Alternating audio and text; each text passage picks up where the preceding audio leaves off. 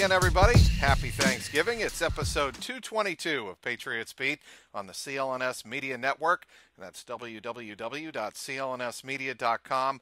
Follow us on Twitter at CLNS Media and on Facebook at facebook.com/CLNS Media. Of course, you can follow me at Trags, Trags. Want to welcome back Mike Giardi of NBC Sports Boston. Last time we spoke, Mike, and I hate to bring this up, but I'm sure you know where I'm going to go with this. As soon as we concluded the podcast, you said, hey, did you see what happened to Gordon Hayward?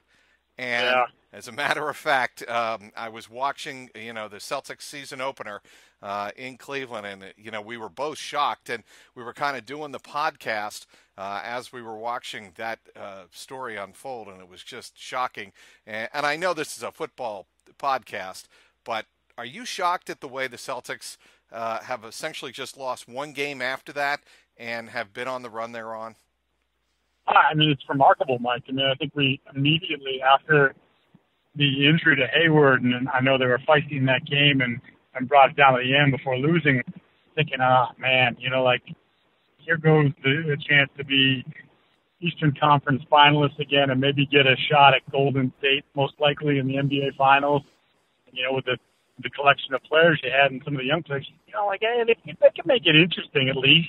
And you're trying to reassess your evaluation and what can they be. Are they good enough to even get out of the first round? And which I thought was a little bit premature because I still think you're looking at Kyrie as one of the 5 or 6 best players in the league. But that was what they've done since. It's remarkable. It's a real credit to Brad, but it's a credit to players too. Just all right, we lost somebody important, key guy, but we got talent here. Let's move on and forge our own way, and they certainly have done that.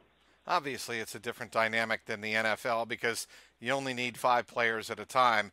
And yes, there's a lot of team play involved in basketball. Nobody is disputing that. But it's a totally different beast in football where, one guy goes down aside from that guy not being number 12. The Patriots have been able to essentially over the years do the same thing, and everybody thought that when Gronk went down last year or a couple of years ago when they had injuries galore, they wouldn't make it to the AFC Championship game. They did. Of course, the Patriots this year lose Julian Edelman in Detroit with that bad ACL injury, and they've had obviously a lot of nicks and bumps and bruises since then. They've lost Malcolm Mitchell. Everybody wondered where is Tom Brady going to go with the passing game, but he's managed just fine, right? Yeah, it's it really is when you think about obviously you have to give credit to Brady for being just on another level and continuing to be on another level at the age of 40 years old and doing what he did to Oakland, Jack Del Rio. I mean, he started licking his chops, and they fired the defensive coordinator after that. They might want to think about firing Del Rio because I don't think you're ever going to beat a Tom Brady team with Del Rio as your head coach. But they find ways to reinvent themselves. I think they certainly started to hit their stride offensively in the sense that I think there's a dynamic there. They're more balanced. They've given the ball to Deion Lewis a little bit more. I think that's made a difference. But they're utilizing a bunch of different guys, and I think they're starting to sort of carve out their identity more so than what it was, in the immediate post-life after Julian. And I'm really kind of excited to see where it goes because I really think they're still sort of just scratching the surface on what they may be before all said and done. That's not what you're really most excited about, Mike. And I know what you are most excited about this weekend. It's happening in San Francisco, right? Well, yeah, I mean, now there's rumbling that he's not going to play, so I don't know what, I mean, if I got to get on a plane track, I got to go out there and talk to John Lynch and Kyle Shanahan, man to whatever they are at this point, I'll do it. I mean, I will take one for the Garoppolo team, and I'll get out there and I'll make things happen. Dude, you just saw on Monday night Matt Ryan light that defense up. And obviously it's a defense now without Richard Sherman and without a lot of other pieces back there as well. Don't you think this would be, and it's at home, don't you think it would make sense to have Jimmy G start that game? I totally, we're kicking around the idea, like, why wouldn't you do it? And the only thing I can really, well, there's two things I thought. But one is that Beathard is coming off a couple of decent performances, and maybe they just don't want to send the wrong message. Like, yeah, the rookie quarterback hasn't done anything for us to say, you know what, sorry, you're going to go sit down. Sort of protect you play well, you're gonna perform well, you're gonna play. And my other thing was just thinking that the offensive line, and Beathard's taken some hellacious shots over the last couple of weeks, is just so shady that they're just like, you know what? We believe that this guy's our franchise quarterback, but we're not willing to put him there just yet to get him killed. So I don't know. Either way, I think you still got to kind of find out if you're them, don't you? I mean, they send all kinds of signals that they want to get this thing done with him long term. But at some point, if you're going to commit that kind of money, don't you got to at least try him out a little bit, see how it looks? Have you been in touch with the Garoppolo camp or sources close to the situation out there, Mike? And yeah. You got a sense for? I have. Yeah, and what's the sense for Jimmy out there? Is he chomping at the bit? I don't know about you, but in my read of Jimmy over the years, he has always struck me as roll with the punches, take it as it comes. I'm going to do my job. And mind you, that's behind maybe the best quarterback that's ever played. But he's always seemed to express himself with a temperament of, I'll take what comes, and I'm not going to force the issue. Yeah, I think that's definitely, look, he desperately wants to play. I think, he desperately wanted to play the last couple of years. But as you mentioned, there's a certain guy that was in front of him here in New England. This is a different situation.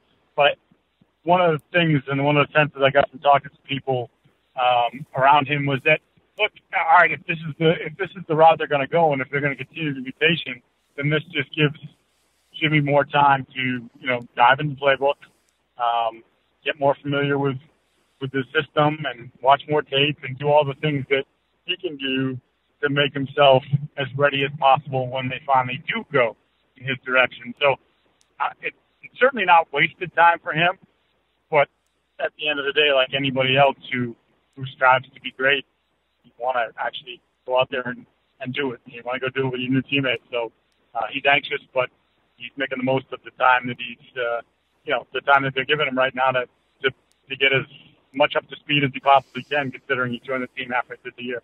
Well, we're on the subject, Mike, of other quarterbacks in the NFL not named Tom Brady. What the hell is Sean McDermott doing in Buffalo?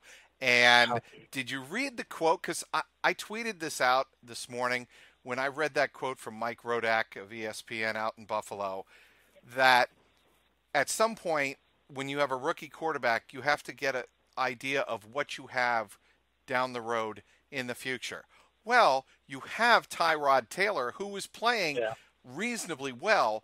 That is, to me, like the biggest backhanded slap of, we need you now, Tyrod, but we are depending on Nate Peterman down the road.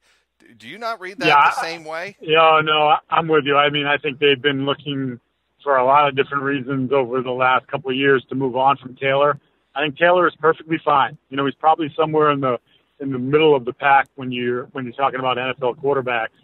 But I think they felt like this is him.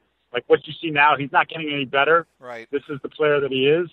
And there's a bunch of people in there that were certainly in the Peterman camp. Now, I like Peterman a lot. I liked him coming out of the draft. The Patriots actually, I don't know if they had him in for a visit, but I know they spent some time with him. So they had a little bit of an affinity for him as well.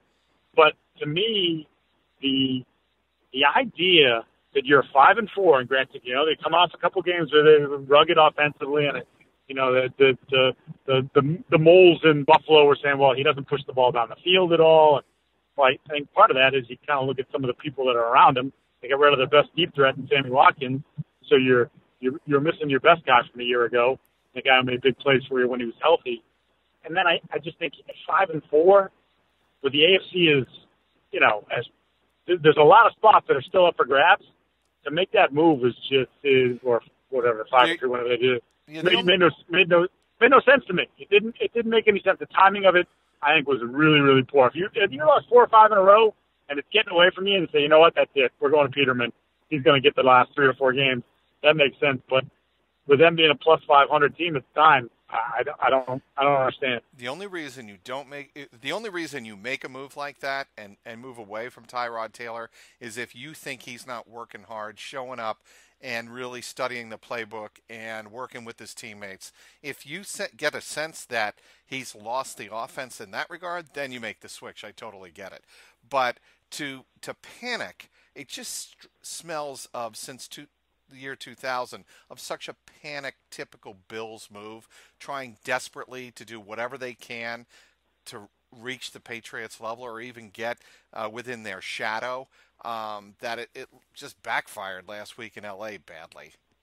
Oh, I mean, it was a disaster. And then now you're like, look, obviously, if Peterman has any sort of moxie, which I think he clearly had to have, having started as many games as he did and performing at a reasonably high level there at a major college program, that he should. But that couldn't have been scripted any more horribly for the Bills. And then, you mentioned McDermott.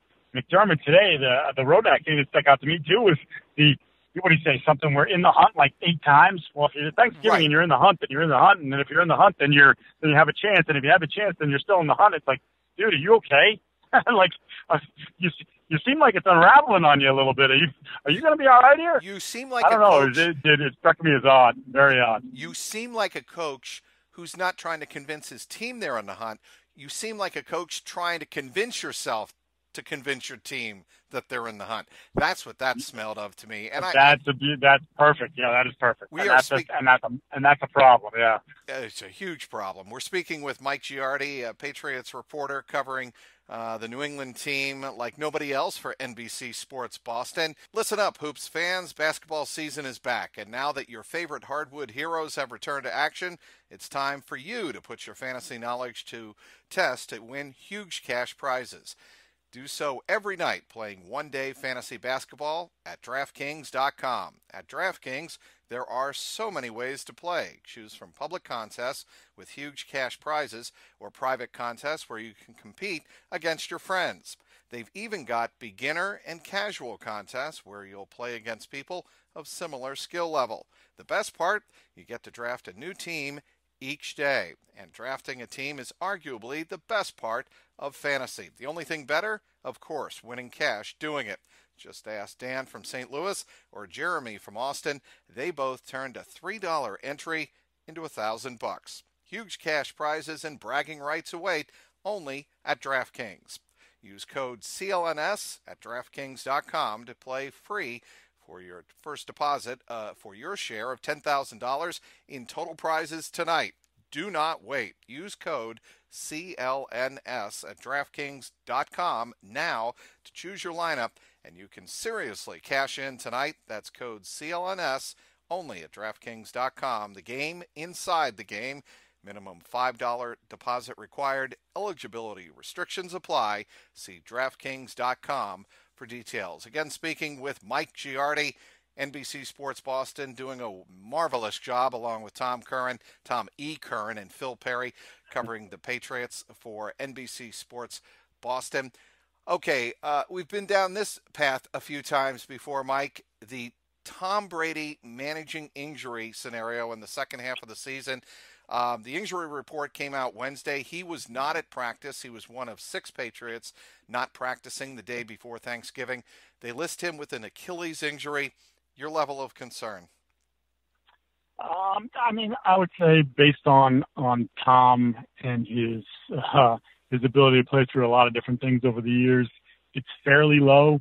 I went back and watched the game over again quickly to just see if I could decipher a point in which, he took a hit, but they kept the pocket pretty clean for him. He got sacked once, hit only a couple more times, and I didn't notice anything. So, look, his performance is of that of a 20-something-year-old. He's forever youthful and he's playing great football.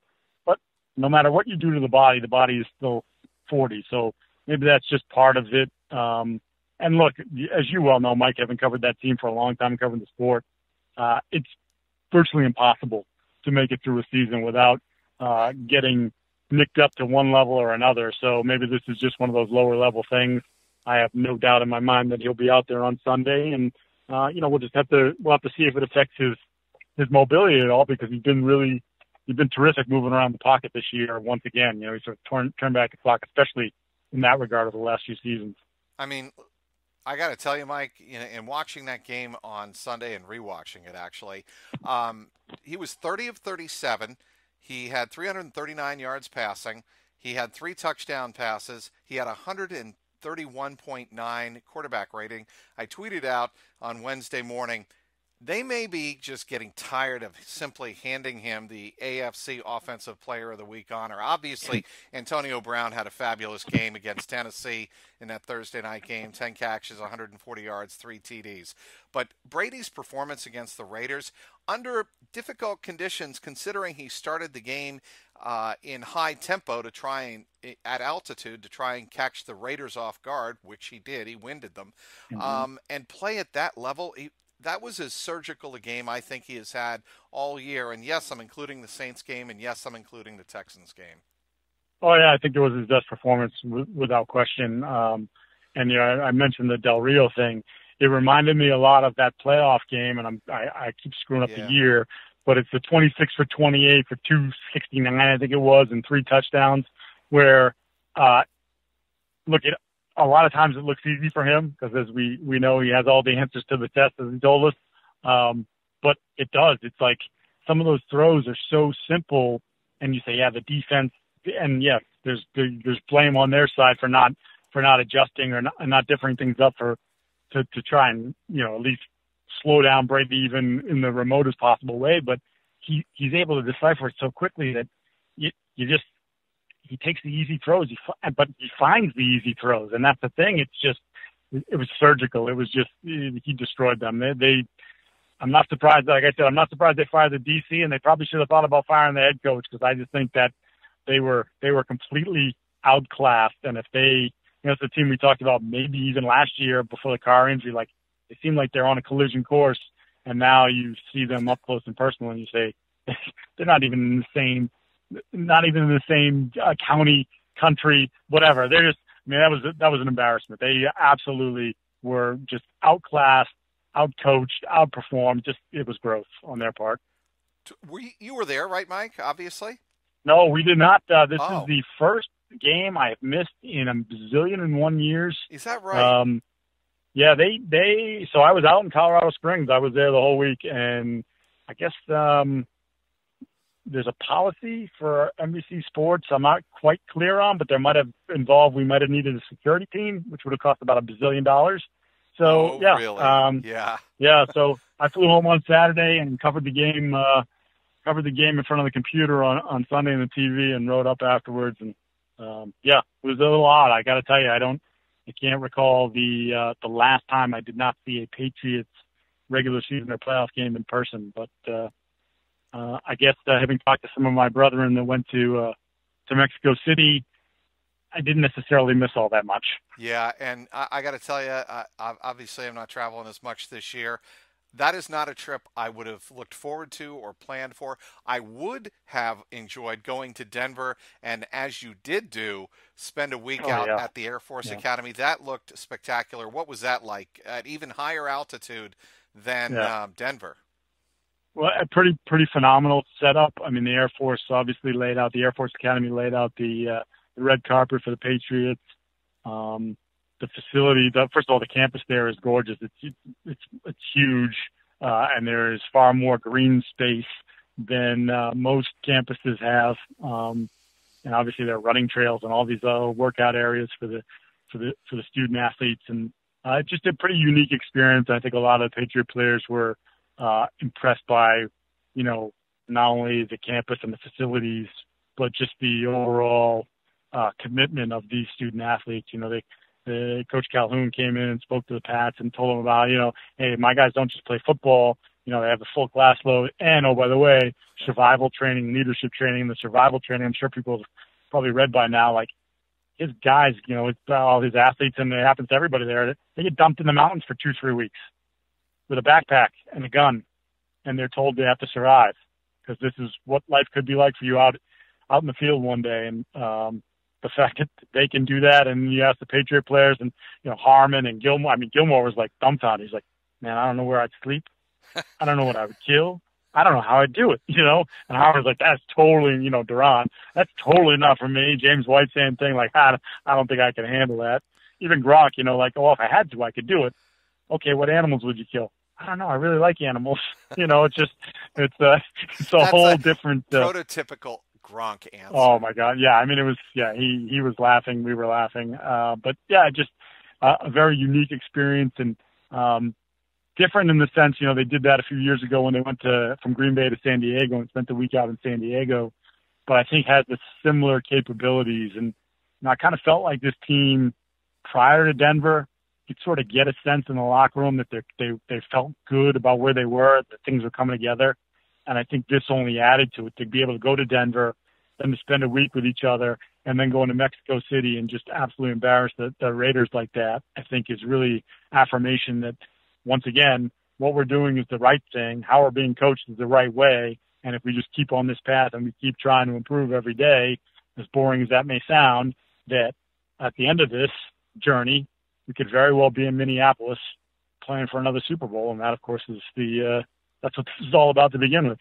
No doubt the NFL did the Patriots a favor scheduling the Broncos in Denver, leading into Mexico City. That was part of the grand plan, and kind of, a hat tip to Robert Kraft, I think, by the NFL to say, hey, look, you play in Denver 1 week, you're at altitude, you can stay in Colorado, and then, because I'm sure Bill Belichick wasn't the only person thinking about the altitude going from Denver to Mexico City. It's not nearly as drastic of an adjustment as Oakland did, staying, for whatever reason, staying at sea level and then trying to go to altitude in Mexico City of nearly 8,000 feet.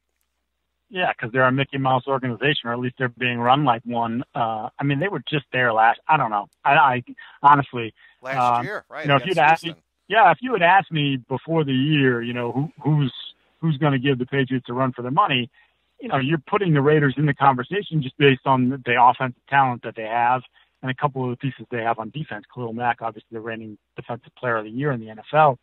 But my caution with them has always been Del Rio, because we've seen it too many times here in New England. We've seen what the Patriots have done to Jacksonville, when Jacksonville had some terrific teams, and the Patriots ended their season and usually ended it fairly easily. So I just think there's something about Del Rio, the chess versus checkers line. And maybe that's just the way the entire league is, the coaching and across the board in the league. Who's the second best coach? Sometimes it changes from week to week in this league, and I think that just shows you the big difference and the big gap between Belichick and his staff and what everybody else is throwing out there. So I'm going to clean up some bookkeeping here. That Jacksonville game you spoke of against Jack Del Rio was, as a matter of fact, the first playoff game of the 2007 run, as a matter of fact. There you 26 of 28, Brady was that night, that 31-20 Patriots win. That's 92.86%, 262 yards, 3 TDs, and a rating of 141.4. Oh, my God. Yep. I just remember that, you were there. Like, I remember that game like it was yesterday, in the sense that it just, you're just like, he's never going to throw an incomplete pass. No. And even the other night when he threw the other day against the Raiders, 11 for 11, and the first incomplete pass is from 50 yards down the field, So it's like, it's remarkable to watch. I don't know the efficiency. I don't know if one or two of those incompletions were drops, but I vaguely recall, without looking it up, that one of those two incompletions that night against Jacksonville in January of 2008 was a drop. So, he was responsible. Could have been 27 for 28, yeah. But anyway, I want to move on to somebody else. And the news just broke here on Wednesday, the day before Thanksgiving. The Kansas City Chiefs, boy, has the specter of their season and, the perspective of their season changed since they beat the Patriots on opening night at Gillette Stadium. On Wednesday, they go out and sign Darrelle Revis to a 2-year deal. Here's the details of the contract. minimum wage plus some incentives, minimum contract, I should say, for a veteran Yeah. for this year with some incentives, then a $10 million kicker for 2018 if he makes the roster at the start of the NFL calendar year. So Darrelle Revis in the final weeks of 2017 has a lot to play for. Greg Sutton's he's defensive coordinator out in Kansas City, somebody he's played for before. What do you think? I think that there are issues that as a second corner spot sort of made this is he in shape? Okay. He seems to be in shape. And that's the classic thing about him, 208. Well, what did you play at when you were at your best? 205. What would you play at with the Jets last year? I was a heck of a lot above that. So I'm sure the Jets love to hear that as they continue to have to pay him his $39 million guaranteed. But I don't think there's much. I don't think there's much risk here. The player, as you mentioned, there's incentives for him to perform well, not just this year, but kind of carry it over into next year if he really wants it. And there's no financial penalty for the team to walk away before rosters have to be set in stone before next season. So I guess it's worth a shot. But again, it just goes to show you how far they've fallen and how different the tenor of their season, because they were the best team in September, and they were the best team in September by a long shot. And now they're scrapping and clawing, trying to hang on to, they're probably already kissing the first round goodbye. Now you're scratching and clawing on to holding the division lead and at least getting a one home playoff game. But that's, again, another difference between the Patriots and everybody else. It's all great that you come out and look great in September and you're awesome, but now are you improving? No, they're not. They're going in the wrong direction. Meanwhile, the Patriots, as we well talked about for that first month, that didn't look anything like the Patriots we're used to seeing. But the next thing you know, here we are at Thanksgiving when they want to be playing their best football, and sure enough, they're going to Thanksgiving playing their best football at 8-2. Eric Berry is really, I think, they haven't been able to replace him all year long. And I realize we're talking about a safety, but there are many people who figured that if Darrelle Revis was going to see, the twilight of his career in the NFL, it would be as a safety. And maybe he'll be some type of hybrid position. Berry, if I recall correctly, blew out his Achilles against the Patriots that opening night. Yes, you did, yeah. And that was a tough blow for them. But, initially they survived it, but now you're looking at that's a team that's kind of interesting in some ways in the way they use their secondary. They're a huge three safety team, much like the Patriots with Chung, Harmon, and McCourty. And they've still stayed as a huge three safety team. In fact, I think they have more snaps with three safeties on the field than all but the Patriots and one other team are sort of in this. I did a story on it, and it's blanking on who the third team was, but they were a Scotia ahead of the Pats and this other team in terms of deploying the three safeties, but they stuck with that. And look, you could have a good player behind Eric Berry, but you mentioned it. Eric Berry he's a game changer for them. He's the kind of guy that, he's in the conversation for defensive player of the year. I mean, he's that kind of player, and we've seen him make a bunch of big plays, and certainly he made some in that game versus the Patriots. So that's a huge loss for them. And now they're, scratching and clawing, trying to figure out exactly how to make up for that loss. And I don't think he can. I think what's going to unfold in Kansas City this Sunday is fascinating theater, because Buffalo's 5-5 and Kansas City is 6-4. Both are leaking oil badly. And I think the winner of that game probably finds its bearings. The loser of that game, especially if it's the Bills, I don't know. I think the Bills are toast if they lose that game. Yeah, I think you're right. I think if the Bills drop that one, stick a fork in them, it's over. If they get a win, maybe they get a kick and a little boost. And obviously they got to look at 2 games ahead with the Patriots. So I guess they could say to themselves, all right, we rose up and we beat Kansas City. Now we're going to have to at least get one from the Patriots of these 2. So that would give them a chance. But if they lose, I could see that thing going in the completely wrong direction. Bill Belichick spoke about this a little bit on Wednesday. Stephen Gostkowski, everybody knows about his 62 and 51-yard field goals at altitude in Mexico City, 4-4. He's having a sensational year. But I think what he's doing on kickoffs this year, And Belichick, thinks he's made tremendous growth over the course of his career in directional kickoffs. Is this the best year of his career? It certainly feels that way. And I know he had the one game at home where he missed two of his three kicks this year, two of his three field goals, and there's a lot of consternation about that performance. But, and I've said it a million times to whoever said, they needed competition. Well, I think they kind of know that maybe that's not necessarily the best thing for Stephen and his mindset. But I also think that what he does in that part of the game, what you're talking about, the kickoff aspect of it, is dramatically underplayed. Once again, just sort of being on top of the way the league was changing and trying to get rid of the kick returns, and instead of hammering the ball through the end zone, these directional kicks with a lot of air underneath them. All these teams, you're starting at the 25 because they're still hammering the ball through the end zone, but you're sticking teams inside the 20 still because of these angled kicks towards the pylon and getting the height. And obviously, as we well know, they've invested a lot of money and roster capital in special teams players, and it makes a huge difference. I mean, heck, if you want if you want to get any more deeper into what Gostkowski means to this football team, just go back to the Super Bowl and look at the second half possessions for Atlanta after the Patriots scored and where they were on the field. And that was coverage teams, but also the guy that was kicking the ball and putting a lot of air under it. They really, really put Atlanta in a hole repeatedly in that second half. And, 15, 20 yards can mean all the difference in the world. And you kind of saw that as that game played out. All right, it's Thanksgiving. Enough of the serious football talk. I want to talk about a serious issue or a serious subject with Mike Giardi. He was a high school quarterback, and in celebration of Thanksgiving feast football in New England and in Massachusetts, where did you play and what was playing on Thanksgiving like for you? And I encourage you, Mike, to embellish as much as you like, because what's Thanksgiving without all the fixins? Yeah, it's tall tales.